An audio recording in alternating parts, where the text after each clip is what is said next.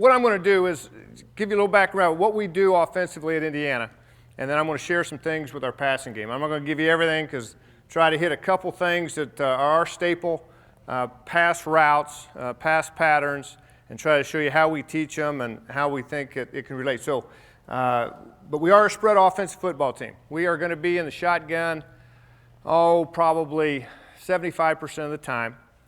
Generally, 3 wides with a tight end or 4 wides. We will play a 2 tight end package where we'll, with 2 wides, where we'll, basically run some power type stuff, some inside zone, have a move guy run some power. But in the shotgun, we're going to try to throw it. The vertical passing game is important to us. We're going to run the, kind of the inside zone to side, quarterback keep it pulled out the other side, trap, down the line option, the basic spread type thing. So, but what I wanted to concentrate on today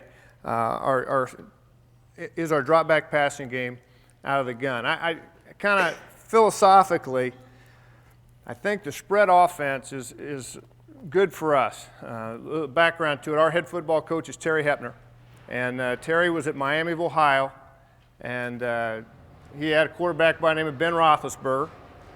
They ran the spread offense and had a great deal of success with it, obviously, and really brought it to Indiana. I joined him at Indiana. I had competed against him for years when I was coaching at, I was the head coach at Ball State in the Mid-American Conference for a number of years when he was at Miami, so I competed against him. So I came, we incorporated his terminology, so really we're doing things very similar to what they did. We want to have balance in our offense. There's no question about that.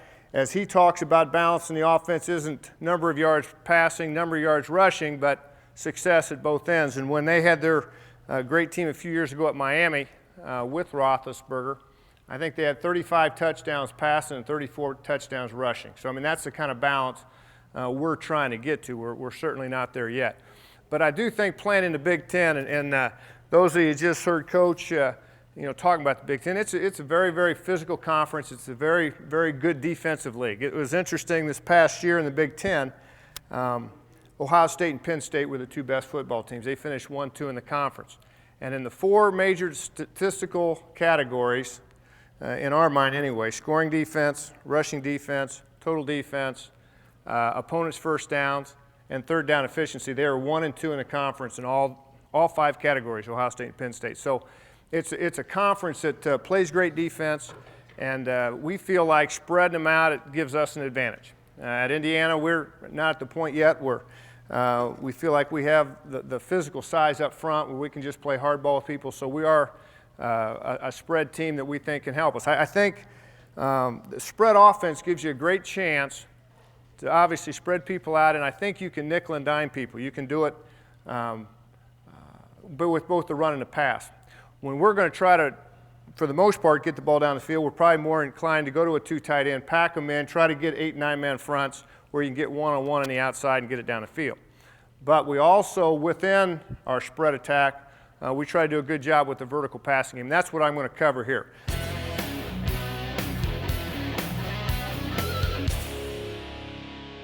This is a little bit about what we're trying to get done with the passing game. We use the term we're a concept passing team, and by that we mean that regardless of where you line up, whether we're 2x2, 3x1, we count outside in 1, 2, 3, 1. If it's a 2x2, 1, 2, and the pass patterns are made up of individual routes that combined become a pass pattern. And so it's not the flanker always does this and the tight end always does this, wherever the alignment is in the formation. Outside's 1, inside's 2 on either side if it's 2x2, and 1, 2, 3 if it's a 3x1. But what we try to talk about is we teach individual routes. So as we're teaching the passing game, the individual routes, we do a lot of it in routes on air. That's how we teach it. Then we go to the next phase with the routes of going one-on-one, spend a lot of time going one-on-one. We just feel like that's the best way you can really teach a guy to get open, and the timing and the rhythm of throwing the ball, and then obviously we build on to 7-on-7. But individual routes put together become pass patterns. So that's the concept that we work off of. 3x1 alignment. Now that can be any kind of a trips type set, and I'll show you different looks that we have. It can be from 3 wides on one side and single width wide receiver. It can be a tight end on the backside with trips to the field. But anytime there's 3 on one side and 1 on the other is our 3x1. Pretty basic stuff. Now, some main points of what we like about the 3x1. Number one, it can create one-on-one situations with the best receiver on the backside. We're going to try to put our best guy back there. You'd love to have 4 great wide receivers, but we're going to take our very best guy and try to put him on the backside of a 3x1 because for the most part, we feel like we're going to get one-on-one situations over there. Or if they're going to do something in their coverage to roll a corner down and safety over the top, then we feel like we're going to have the advantage to the trip side to basically run some kind of flood patterns, something where you're going to get 3 on 2 or however you want to design that route. But that's the reason and what we're looking for. Put our best guy at the split end or on the one receiver side, try to get one-on-one matchups. If they take that away, we got flood patterns on the 3-man side. And the other thing that I think is important in the spread offense is you got to understand where blitzes are going to come from, whether it's in the running game or in the passing game. And the 3x1, for the most part, forces a defense to declare where the blitzes are coming from by rotation of secondary and all that. So we think that's an important part of the 3x1. 2x2, balanced look that creates opportunity to run mirrored patterns on each side. And by that we mean it may be as simple as curl flat, but you can mirror it, curl flat on either side, and you can teach a quarterback to throw off the best look. You can run double slants on both sides. You can run double smash, corner routes on both sides. But a 2x2 look balances the defense, and you can run mirrored patterns on either side. Another thing, it creates a balanced look for the defense, which enables a simple check with me system. Where the 3x1, I think, helps them declare blitz, 2x2, for the most part, will vanilla them up a little bit in terms of coverage in front. And we try to run a check with me system with both the run, and we may have a check with me with the pass, depending on what they see. One of the big things that we work off of in our passing game that you'll see is 2 high safeties versus 1 safety in the middle of the field. It's a very easy read for the quarterback and one that will determine where he's going to go with the ball, really both with the run game as well as the passing game. The other thing that the 2x2 alignment does is it really lends itself to no huddle or hurry up offense. Within our offense, we're going to try to control the tempo of the game. We want to be able to play it fast when we want to. We want to be able to slow it down, but we want to be able to do it in a no huddle concept as much as possible because we just think it puts some pressure on the defense, makes them get lined up, makes them declare what they're going to do, tries to simplify some of the substitutions that the defenses have. But the 2x2 is the easiest way to get lined up, call plays, whether it's hand signals or wristbands or however you would like to do it, but we think that's the best way for us to go. So that's just kind of a general philosophy type thing of how we operate our passing game.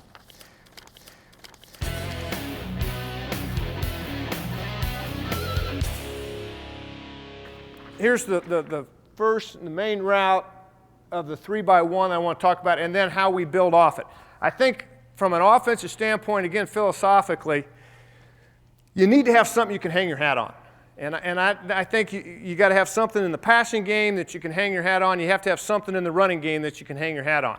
Because in the passing game, if you have something that you become good in, and the key thing to me is when you have that play where it's 3rd and 5 in the 8th game of the season, every kid in the huddle expects that play to be called because they believe in that play. They think that play is going to work. They know how to handle all the different looks in that play.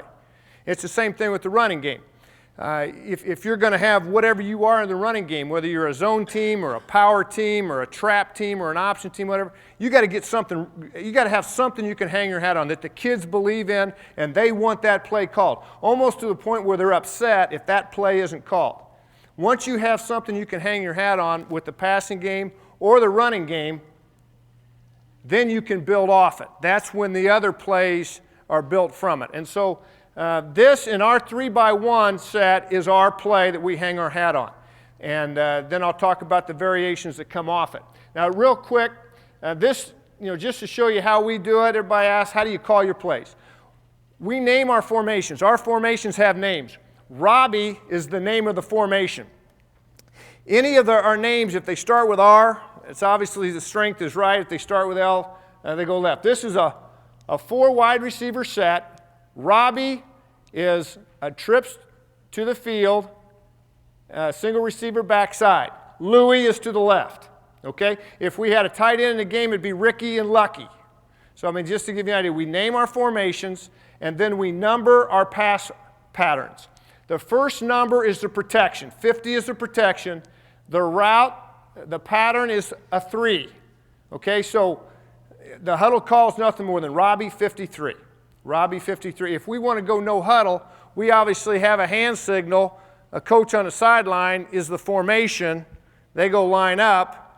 And then we can hand signal the number of the route. So there's a simple way of doing the no huddle that way. Utah, that's just a name that we give. Each of our patterns has a name that, again, we can use in no huddle type situations. If we feel like they understand or they're recognizing the number of the pattern, then we can throw out a name. So that's how we do it. But I gave it to you just because you get asked a lot of questions. How do you name your patterns, particularly in a no huddle type of an attack? Okay, now, so you know how we call our receivers. We always have a Z, a Y, and an X in the game. We always have a T, which is our tailback, and we always have an F. Now, the F could be, we could be a 2-back, and obviously the F's the fullback, T's the tailback. We always have a Z, Y, X. So no matter what personnel group we have in, we do have a Z, Y, X, an F, and a T. So in this particular look, our Z is our outside guy, our Y is the inside guy, and our base look is we want the Y always be on the line of scrimmage.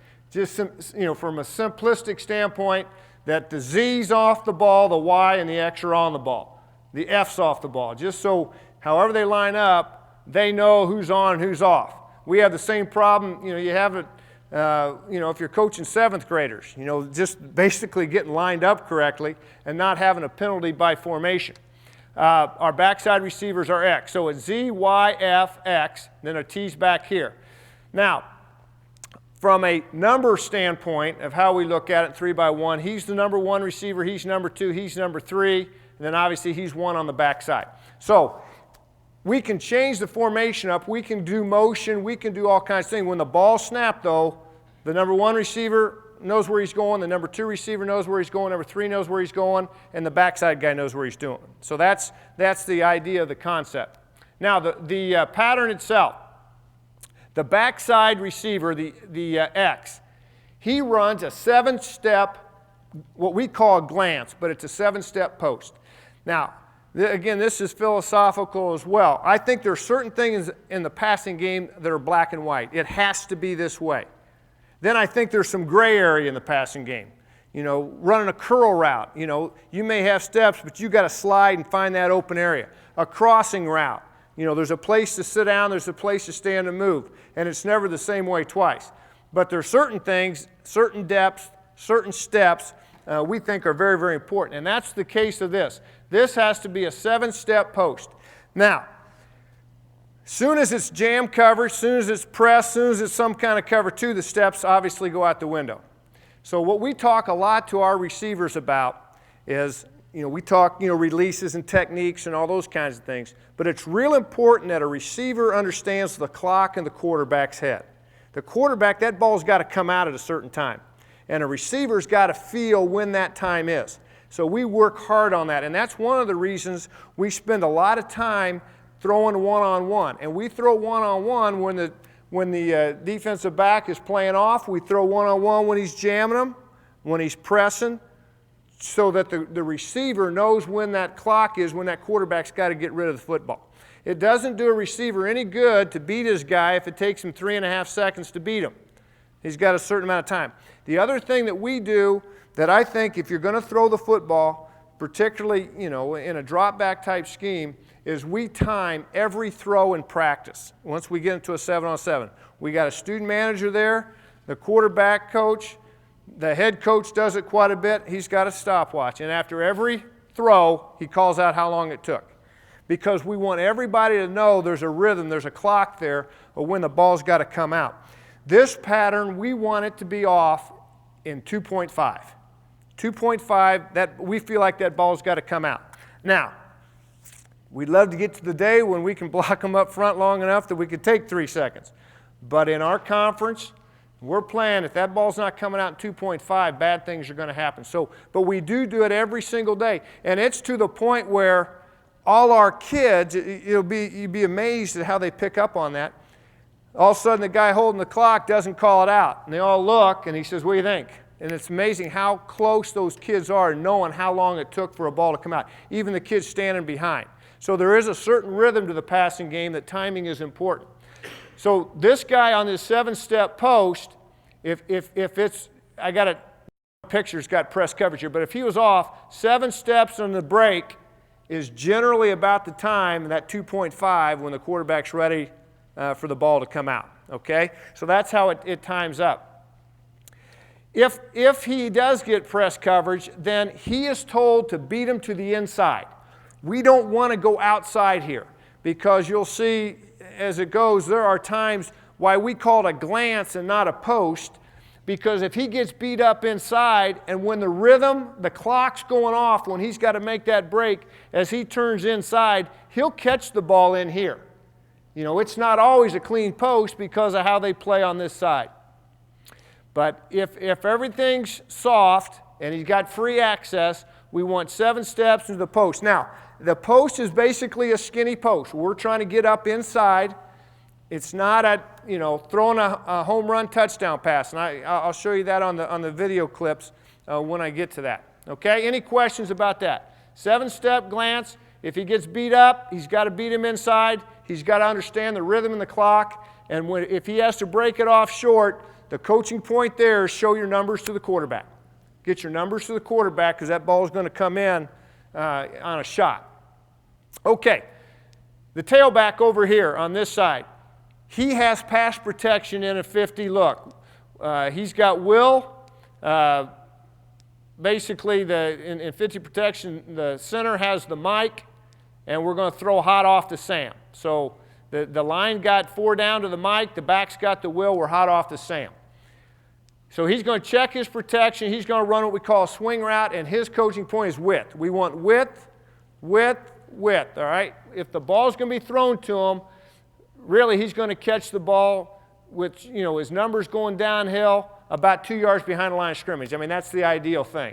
Now that, varies a little bit based on if he's into the boundary, in the middle of the field, all those kind of things. All right, on the front side, number 3 receiver, he has what we call middle go. And the coaching point there is you run through the middle of the defense and you hit your head in the goalpost. All right, I mean, honestly, we don't want him, it's not a, pull up, hook up. We have a route, called a middle read where he's reading the middle of the field. This is a middle go. He is absolutely on the run. The coaching point is we want him to go outside what generally is the Mike linebacker.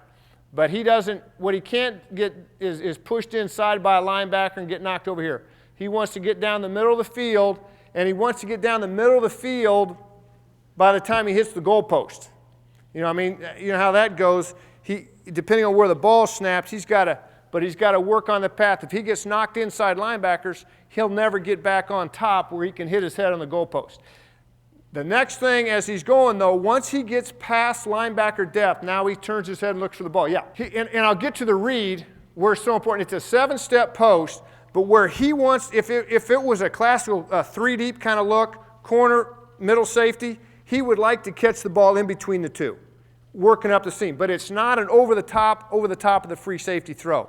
It's going to be caught in there, somewhere in that 25-yard range. Okay? And I think when I get the tape on it, it'll help a little bit. But that's when I say that seam, he's trying to catch it in between the corner and the free safety. And then again, the read, you'll see where if there's a safety sitting on the hash, the ball's not going to him anyway. Okay, number 2 down here, he runs a corner route. Now, we use this term here, it's a little bit different. Instead of saying 10 to 12, we say 12 to 10 because they never go as far as you want them to. So we say we want get 12 yards before you make your break. We'll settle for 10. But if we say go 10 to 12, they're going to go 8. So we just kind of, I don't know if that's good teaching or not, but anyway, that's what we do. We say 12 to 10. We want you to get 12, we'll settle for 10. If you go 8, you didn't go far enough. Our corner routes, he makes a break here, and he comes out, and this is one of those things in my mind. This got knocked into my head years ago. I coached for Lee Corso. I was his quarterback coach in the old USFL. And, we were running corner routes, and it was one of the things, if the ball didn't come out 22 yards at the boundary, all hell broke loose. It's 22 yards boundary, and I learned that 20-some years ago and still believe it. I think the ball on the corner route comes out 22 yards at the boundary. So this guy's going 12 to 10. He's coming out at the boundary at 22 yards. That's where we want to catch the ball. Now, the outside guy, number 1, he runs what we call a dart route. And he's going to come as fast and as hard as he can, and he's going to try to replace the Mike linebacker at 5 yards. This drawing looks like he's going to stay on the move. But really, he's coming more right here, and the ball's going to be gone in 2.5, remember. So the guy's never going to cross the middle of the field, and he's never going to get really, if he gets to the middle, that's pretty good. But he's going to come on a straight dart route, try to get 5 yards. So those are the 5 routes that make up the pattern.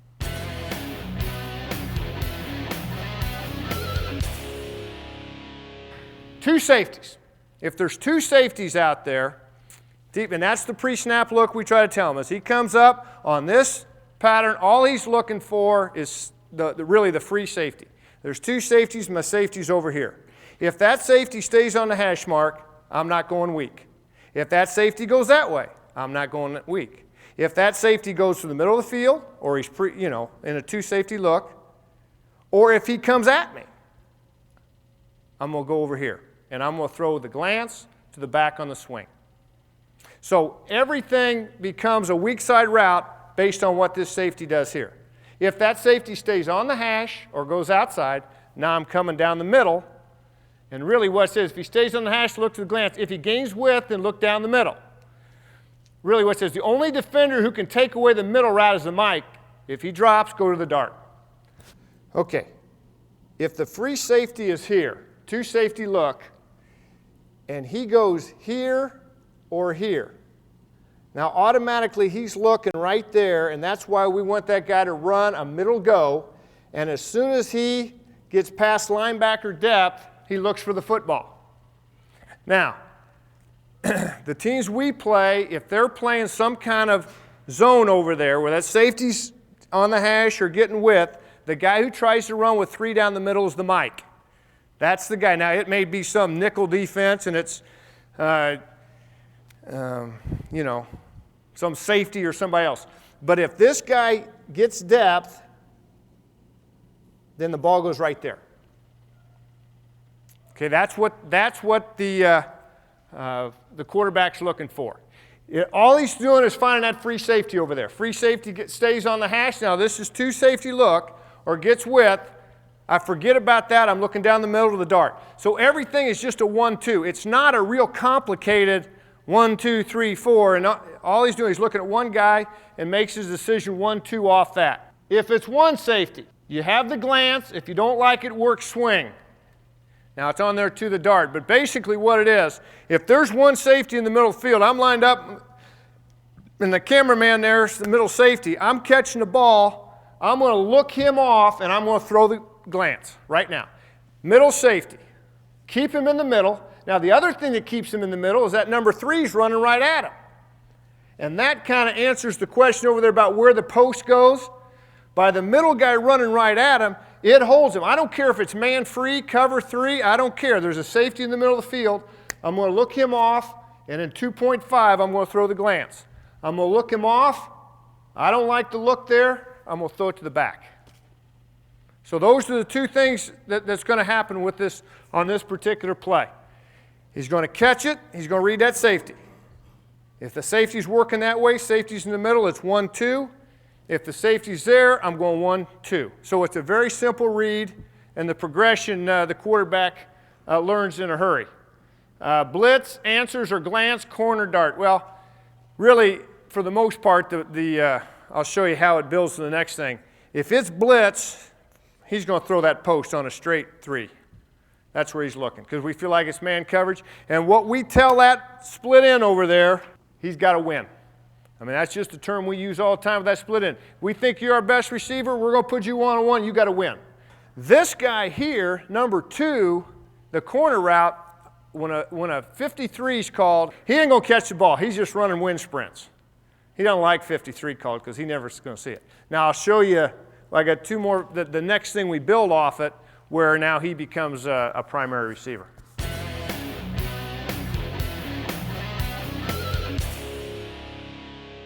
That's a pretty good little variation, and I'm not sure why it's so good, but statistically, we're about 85% when this was called, which tells you pretty dumb not to call it all the time. But we'll say, Rick, this is Ricky only because there's a tight end in the game. It could be Robbie, 53 X choice. Now, 3's a 3 on the front side. Now it's a tight end, but he's got a middle go. Number 2's got the corner, 12 to 10, coming out at 22 yards. And number 1 out there is running that dart. Now, we're telling X he's going to run a choice route. Now, all a choice is, we're not, this is one of those gray area things. We're not all concerned about his steps. We're not all concerned about his release. He's told to wrap around the first linebacker inside. And it's as simple as we line up inside foot up, outside leg back. Coach here in the red warm-up is the inside linebacker. All I'm going to do is wrap around him. So I'm going to release whatever it is to wrap around him. If he's not going to let me wrap around him, the ball's going to come to the back. If he gets influenced by the back, there's a hole sitting there. If he blitzes, there's a hole sitting there. If he chases the back in man-to-man, then basically I'm just beating my corner inside and sitting down and catching the ball and have some pretty good clips there. The front side, the free safety has nothing. All this is now is a 1-2. I'm going to throw it to the X or I'm going to throw it to the back. It's strictly a weak side route. And again, going back to we're trying to get our best receiver at the split end position on a 3-by-1, and it's a way of trying to get the ball to him. I know what the defense is to take away where he's never going to get the ball in the glance. Okay, they play cover 2 or they roll it weak, he ain't going to get the ball. But we're going to find a way to get the ball to him, and this is a simple way of doing it. I'll show you later on how we can bring him across on an under route. But this is just what we call 53 X choice, and again, the ball is 1-2 to the weak side, coaching point, wrap around the first linebacker inside. And again, I got some pretty good clips on that.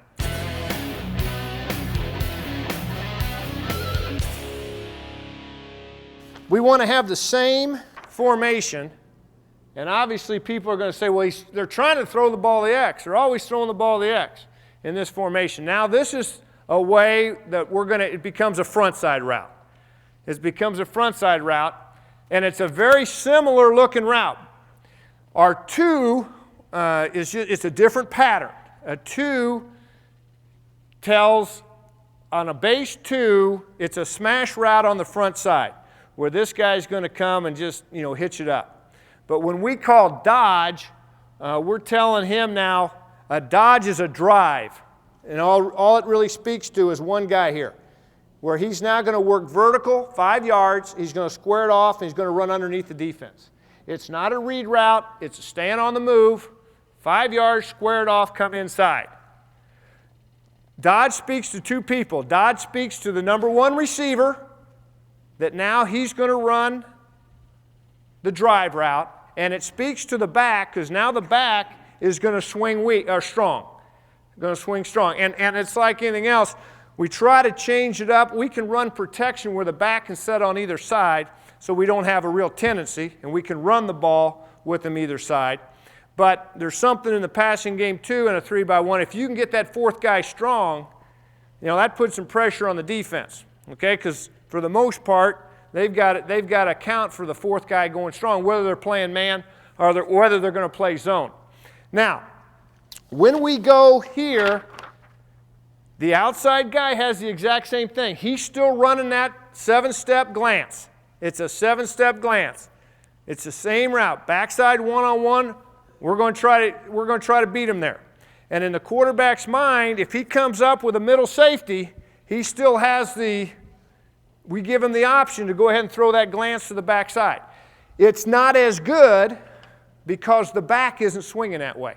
So there's nothing to hold the underneath coverage over there. So what we tell them is if you're going to take the glance on the backside when we got a front side route, you better be right. And really, it's more when it's, he sees it's blitz or when he knows it's man coverage, where underneath coverage isn't going to affect him so much. But he always has the option to take that glance. Remember, he's our #1 receiver, and it's a way of vertically pushing the ball down the field if the defense will give it to us. If not, then he's going to go front side with it. #3 still runs a middle go. So to the defense, it looks exactly the same. It puts the same pressure on the top of the defense with the safeties.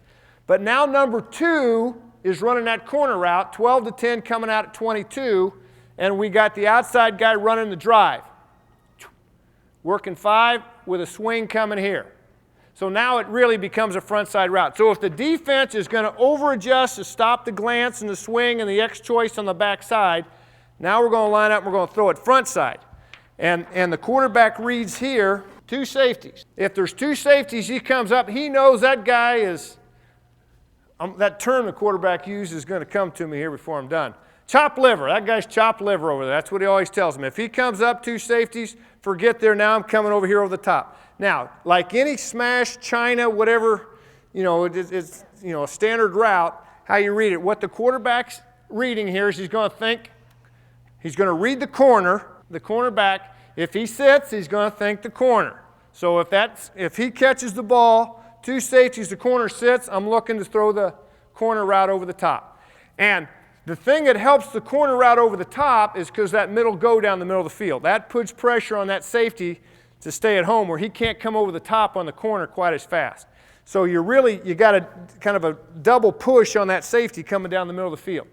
Okay, if the corner sinks to take away the corner route, now it's just a drive to the back on the swing. So everything's out on the front side once he sees that. 1 safety, give good thought to the glance side. Now remember, we give him the freedom to take that glance. Better not be wrong if it's, that backside linebacker gets underneath it, then he's got to come off front side, okay? If you don't like it, you must throw the drive or the swing. In other words, what we tell a quarterback on this route, and I think this holds up all the time, we're never going to look deep over here. I don't like it, now I'm going to throw deep over here. Generally bad things happen. So if I'm going to catch the ball, I'm going to think glance, I guess wrong, now I got to come drive or swing. I got to come off underneath. But most times with 2 dodges called, we're going to make it a front side route. Okay? And we'll take the ball on the swing route anytime it comes. Right now with that kind of a structure the defense would see, he's going to read this corner. He's going to think corner to drive to swing. Okay? But it's the same look to the defense, different here, where we can throw the ball anywhere in the field, but not all on the same route to make it simpler on the quarterback.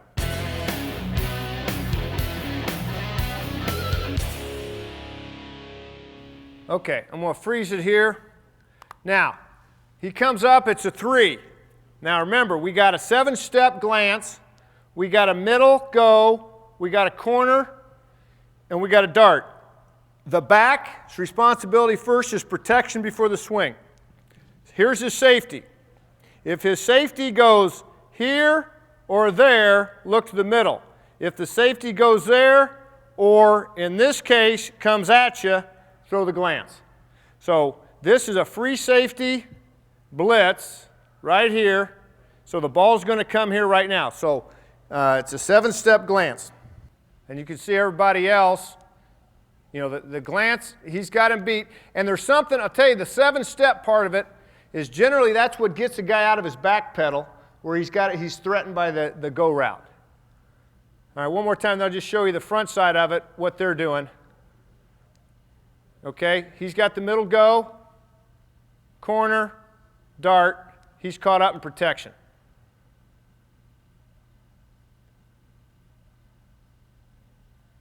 But he's ready to come out of it. He's ready to come, and that's about that 2.5 seconds. His quarterback steps is just a quick 3.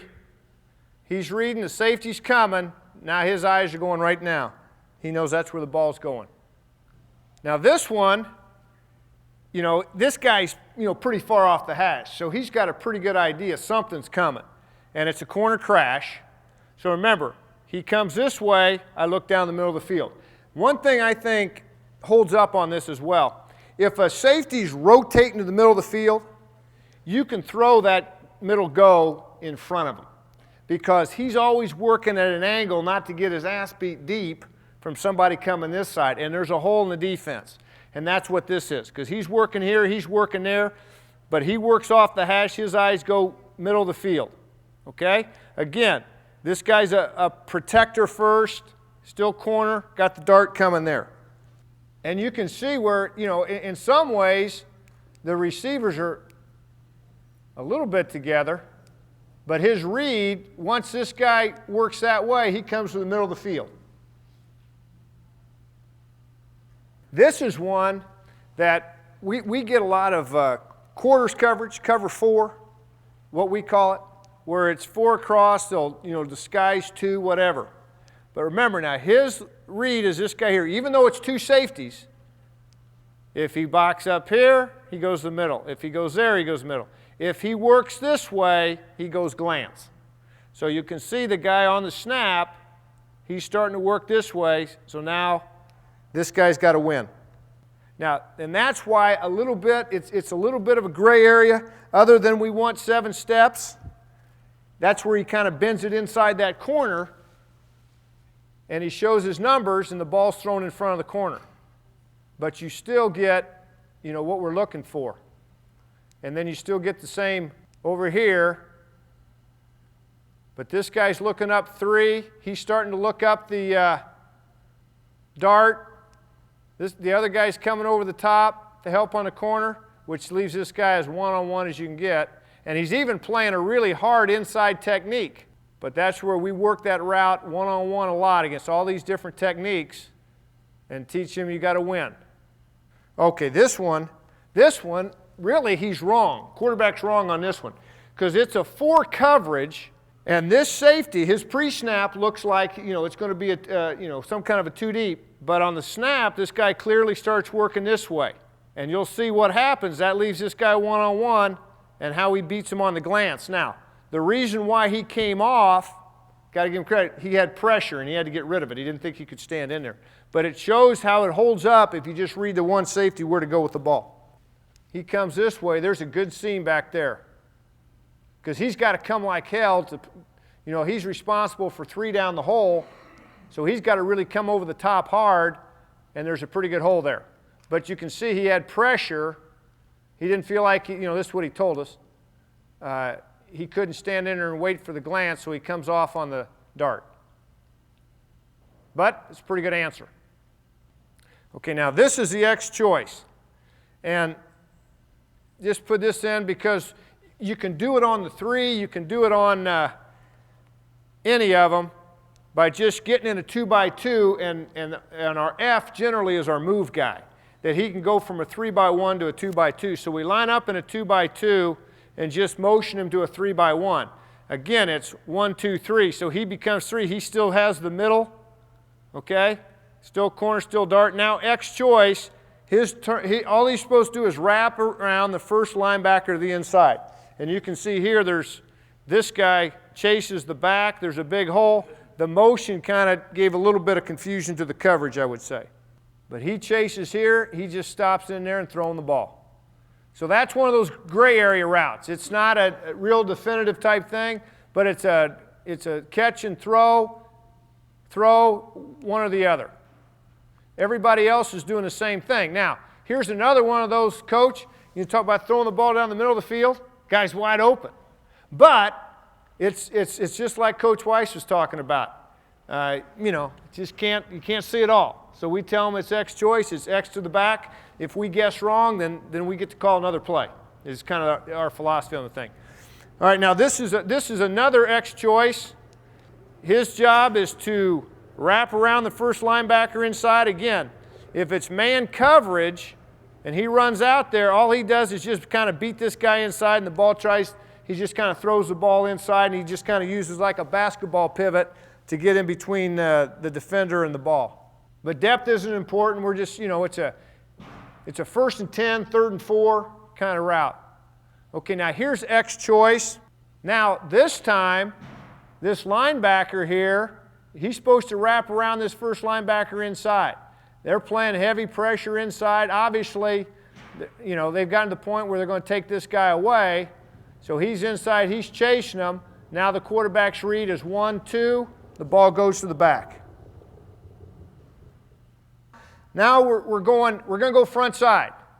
We're going to go front side unless he's real confident he's going to be able to beat him and throw the glance there. If he guesses wrong, you know, we want to go front side. We're going to get 4 strong down the middle, corner. Now his drive route now should be 5 and straight down here. We don't always get it done exactly the way we want. But he steps up with a little pressure. But that's one of those where it's 22 yards at the boundary. The ball snapped on the 10. We should catch the ball at the 32. Okay, now here's one where, you know, we're playing and he sensed the safety working to the middle of the field, so he went with the glance. It's still a dodge out here that should be, in theory, you'd think of it as a front side route, but he saw this guy work in the middle of the field. He liked the matchup, threw it in there for a score. But that's one that we give him the option to look that way when he feels good that it's one-on-one and there's nobody underneath that can stop it. Now, he's wrong. He should stay on the move. He saw a blitz and kind of panicked. He's a freshman kid, and he just kind of froze and stopped. And as a result, it about gave this guy a concussion because it gave this guy a chance to come back because he's cross-keying there, and when he stops, then he could come back. This is where I think he should have taken a shot on this guy. But it wasn't part of the progression, you know, so we couldn't get on him. So what he did is what he was supposed to do. He went strong. He goes corner to drive. He saw this guy sink. He comes off on the drive. Okay, now this is a dodge again that you think it's front side. You got the back strong. And part of putting the back strong can help open this guy up because, you know, there are so many. The safety works all the way over. Again, he sees his safety all the way over in the middle of the field. Ball snapped, he works that way. 7-step. Guy slips and falls down, get a big play.